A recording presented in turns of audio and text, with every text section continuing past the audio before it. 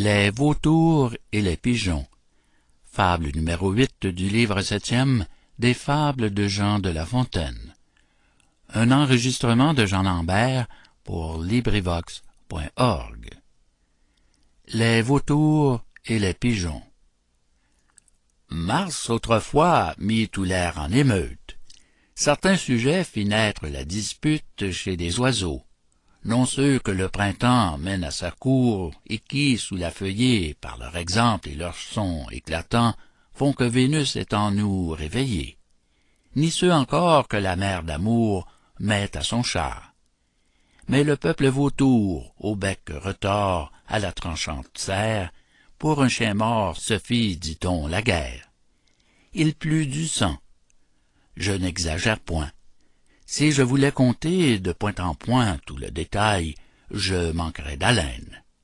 Maint chef périt, maint héros expira, et sur son roc Prométhée espéra de voir bientôt une fin à sa peine. C'était plaisir d'observer leurs efforts, c'était pitié de voir tomber les morts. Valeur, adresse, et ruse et surprise, tout s'employa. Les deux troupes éprises d'ardents courroux n'épargnaient nul moyen de peupler l'air que respirent les ombres. Tout élément rempli de citoyens le vaste enclos qu'ont les royaumes sombres. Cette fureur mit la compassion dans les esprits d'une autre nation, au col changeant, au cœur tendre et fidèle. Elle employa sa médiation pour accorder une telle querelle. Ambassadeurs par le peuple pigeon, furent choisis et si bien travaillèrent que les vautours plus ne se chamaillèrent. Ils firent trêve et la paix s'ensuivit.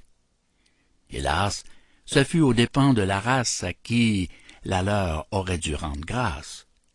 La gente maudite aussitôt poursuivit tous les pigeons, en fit ample carnage, en dépeupla les bourgades, les champs.